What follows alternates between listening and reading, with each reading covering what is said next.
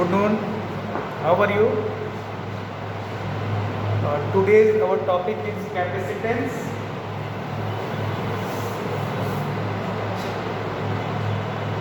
हम लोग ऑलरेडी पढ़ चुके हैं.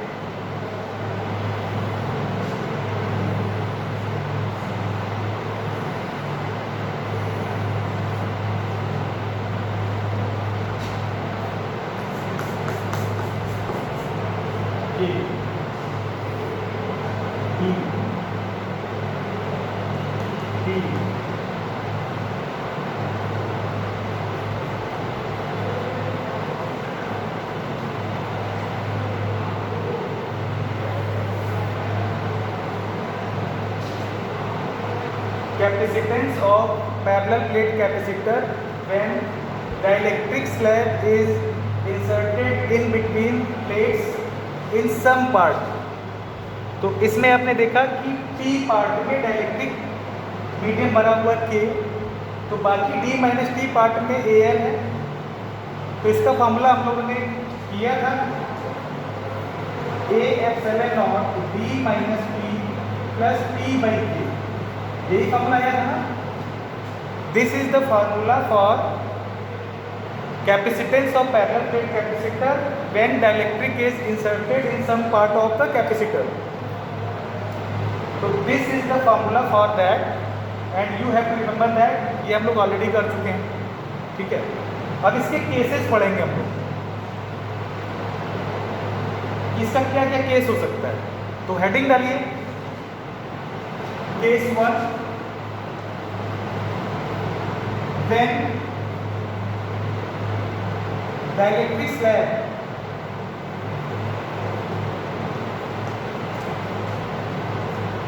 removed,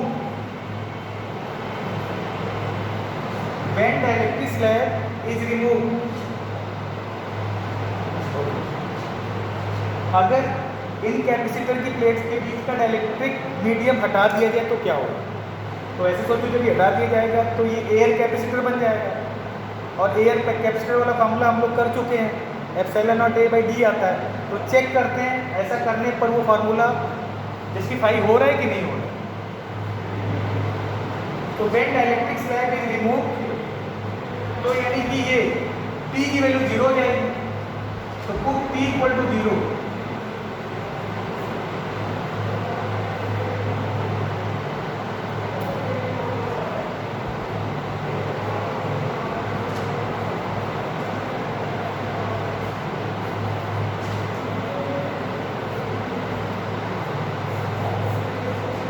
देखा,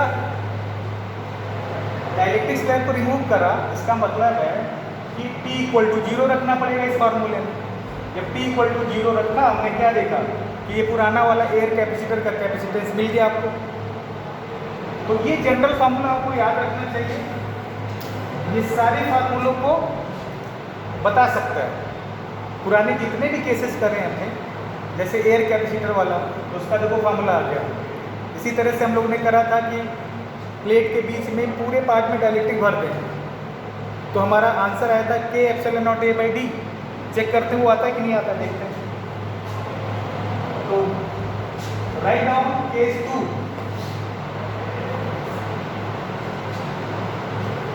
केस 2,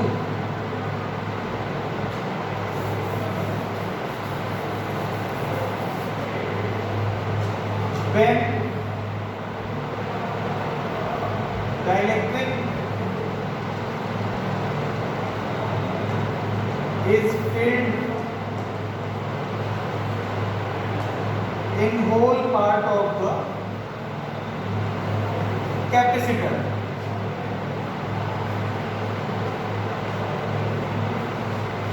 सपोज आपने पूरे पार्ट में, कैपेसिटर के पूरे पार्ट में डाइलेक्ट्रिक भर दी. तो मतलब ये पूरा पार्ट भर गया. और उसका डाइलेक्ट्रिक कांस्टेंट कितना था, K. ठीक है. यानी P किससे बदल जाएगा, P बन जाएगा D. P पूरा रख देंगे D.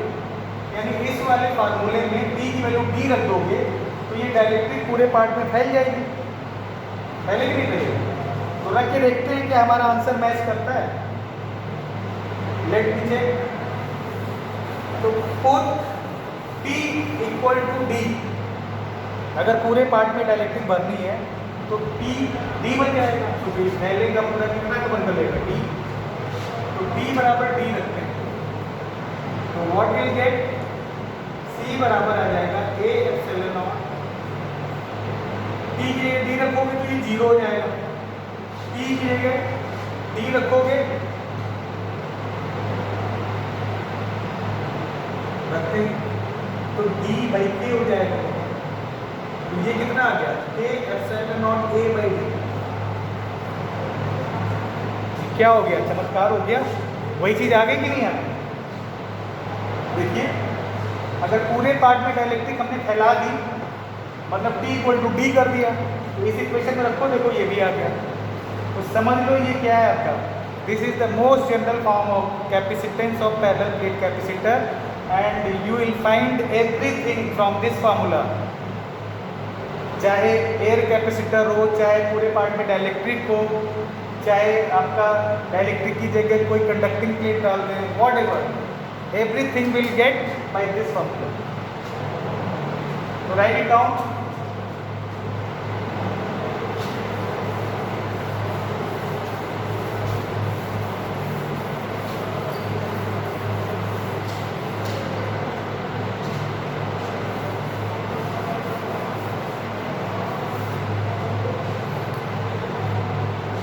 अब third case,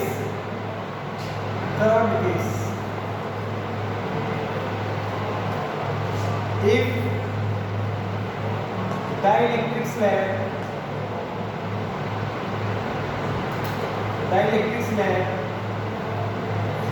is replaced by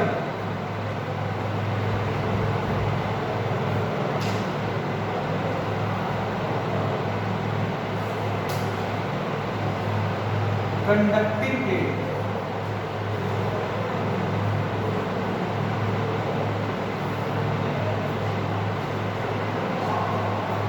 बच्चों देखो अब इस डाइलेक्ट्रिक स्लैब की जगह हमने कंडक्टिंग प्लेट डाल दी, तो सोचो ये हमने कंडक्टर डाल दिया,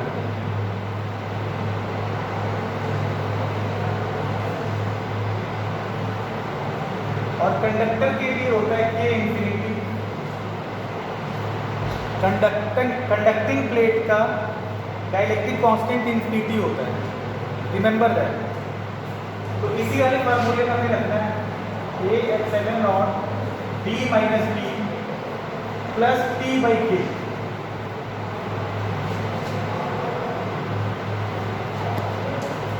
तो अब कंडक्टिंग प्लेट के लिए K की वैल्यू इंफिनिटी होगी, ठीक है, तो रख देते हैं यहाँ, C बराबर A epsilon not D minus T plus T by infinity.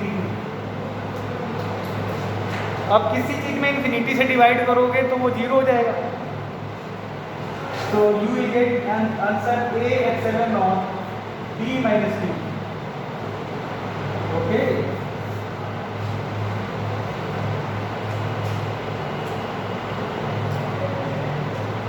देखो तो अगर डाइलेक्ट्रिक स्लैब की जगह हमने कंडक्टिंग प्लेट डाल दी, कंडक्टिंग प्लेट का K इंफिनिटी होता है, तो इस जनरल इक्वेशन में K की जगह इंफिनिटी डाल दोगे तो T बाई इंफिनिटी 0 हो जाएगा, तो this is the formula for capacitance of parallel plate capacitor when conducting plate is inserted in between the plates of width T। Note it down.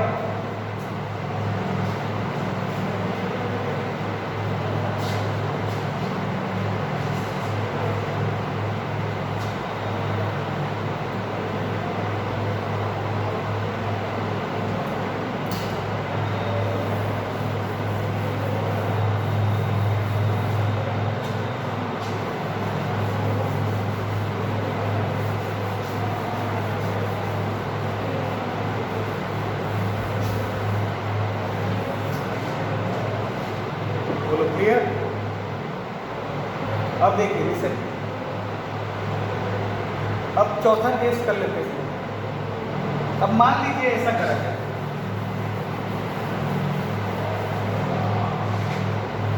इसको प्लस माइनस को ऐसे करके फिलहाल लीजिए। आपको पता है ये माइनस प्लेट है और ये प्लस प्लेट है। अब हम क्या कर रहे हैं, बहुत सारी डायरेक्ट्रिक प्लेट, अलग अलग वेट की अलग अलग की, और कब तक ले रहे हैं, अप टू n। इसका K1, K2, K3 and so on. इसका T3, T2, T1। मतलब ये करा मैं कि इन दोनों प्लेटों के बीच, प्लस क्यू और माइनस क्यू के बीच हमने n प्लेटें ले ली डाइलेक्ट्रिक। पहली प्लेट का डाइलेक्ट्रिक कांस्टेंट K1 और उसकी विड्थ T1, दूसरी प्लेट का डाइलेक्ट्रिक कांस्टेंट K2 और उसकी विड्थ T2, तीसरी का K3 width T3 and so on up to n, और पूरे पार्ट में भर दी। तो बताइए अब क्या होगा। तो write it down, consider n dielectric plates, consider n dielectric plates of dielectric constants K1, K2, K3 and so on up to n, so on up to Kn,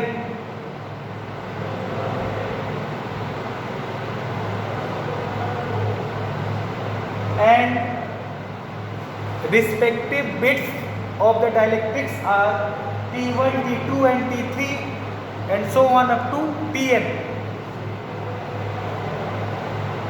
are inserted in whole part of the capacitor, in whole part of the capacitor। अब देखिए क्या होगा, general फार्मूले में in whole part of the capacitor लिख लिया। अब general फार्मूले में हम रखना चाहेंगे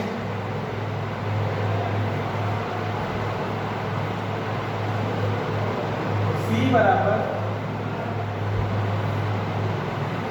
D माइनस D की जगह क्या हो जाएगा, T1 plus T2 plus T3 up to Tn, तो T1 plus T2 plus so on Tn plus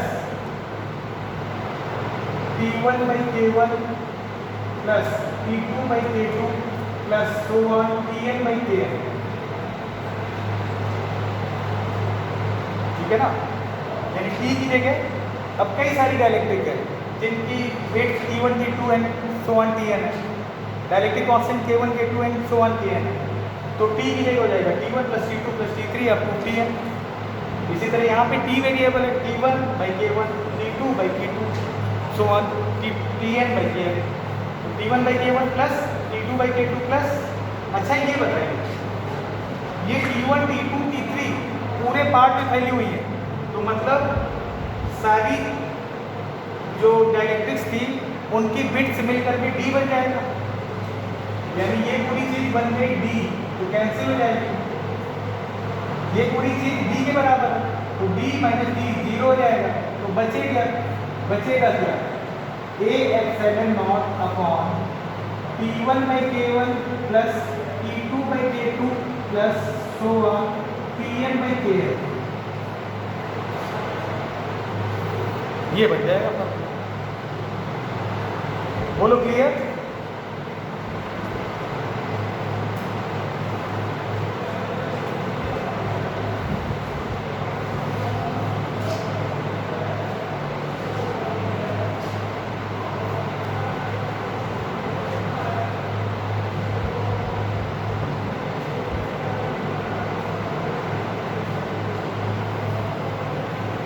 मिटा दें।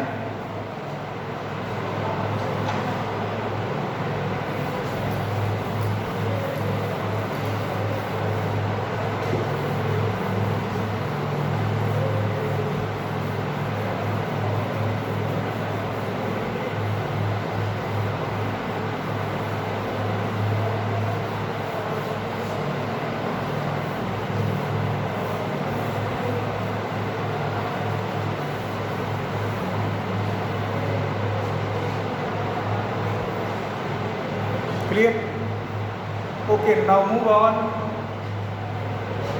Series connection of capacitor and parallel connection of capacitor. तो हेडिंग लगाइए, सीरीज कनेक्शन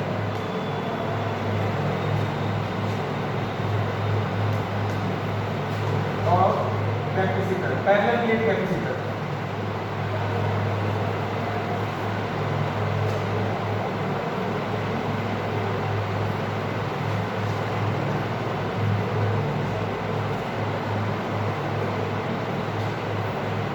सीरीज कनेक्शन में कैसे देखते हैं? ये प्लस माइनस होता है, आपको पता है, ये प्लस माइनस, ये दो कैपेसिटर हमने जोड़ दिए बैटरी से। ये इसका कैपेसिटर C1, इसका C2। There are two capacitor of capacitance C1 and C2 are connected in series with battery B। तो चार्ज बैटरी के हायर वोल्टेज से निकलेगा Q और लोअर पे माइनस Q आ जाएगा, Q वापस। इसका मतलब है इस वाले कैपेसिटर में चार्ज Q पहुंचा, इसमें भी कितना पहुंचा Q। और ये पोटेंशियल डिफरेंस इसका V1 है, इसका कितना है V2। सीरीज कनेक्शन में जो कोर कॉन्सेप्ट है वो क्या है? लिखिए, पहला पॉइंट,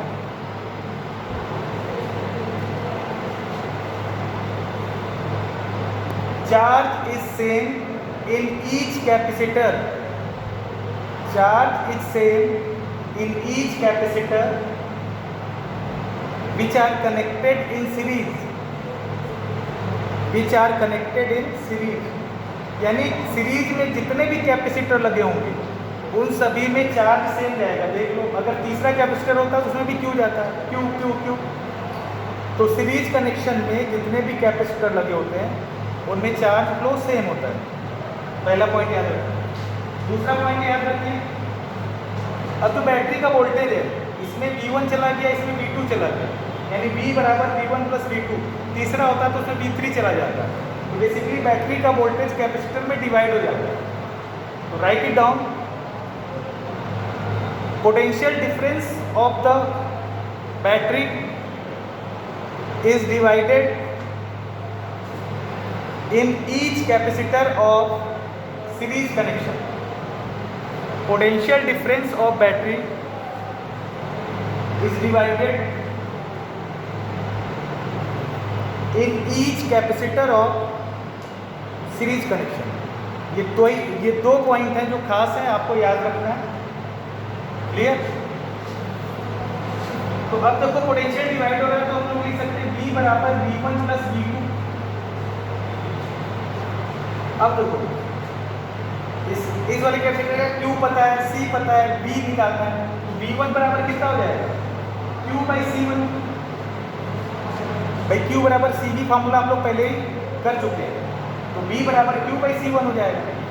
V2 बराबर कितना हो जाएगा? Q by C2। V बराबर कितना हो जाएगा? Q by C। और लॉजिक से भी सोचो, अगर इन दोनों कैपेसिटर का इक्विवेलेंट कैपेसिटर बनाए जिसका कैपेसिटेंस C हो, तो इसमें कितना चार्ज फ्लो होगा? Q। और यही बैटरी इन दोनों में डिवाइड हो रही थी, तो अब इस अकेले में डिवाइड होगी V।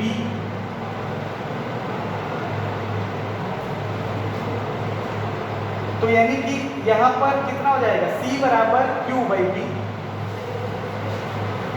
सॉरी V बराबर Q बाई C, V बराबर Q बाई C। तो देखो Q से Q कट गया, तो हमारा क्या आ गया? 1 बाई C बराबर 1 by C1 plus 1 by C2। तो सीरीज कनेक्शन में कैपेसिटेंस 1 बाई C बराबर 1 by C1 plus 1 by C2 ऐसे जोड़ते हैं। रेजिस्टेंस में आपने जोड़ा होगा, तो रेजिस्टेंस में सीरीज कनेक्शन में R बराबर R1 प्लस R2 होता है, उसका उल्टा इसमें होता है। तो इसी तरह मान लो कि n कैपेसिटर जुड़े हों सारे सीरीज में, तो उनका इक्विवेलेंट कितना हो जाएगा? 1 बाई C बराबर 1 by C1 plus 1 by C2 plus 1 by C3 plus so on 1 by Cn। इसको हम जनरलाइज कर सकते हैं। सपोज n कैपेसिटर जुड़े हों जिसके capacitance C1, C2, C3 and so on Cn हो, तो उनका रिजल्टेंट कैपेसिटेंस कितना हो जाएगा? 1/C1 + 1/C2 + 1/C3 + so on 1/Cn। Series connection में कैपेसिटर 1/C1 + 1/C2 के टर्म में जुड़ते हैं, जो कि रेजिस्टेंस सीरीज कनेक्शन से बिल्कुल अलग है, उल्टा। तो आज के लिए इतना ही, अब नेक्स्ट में कर लो, के बाय।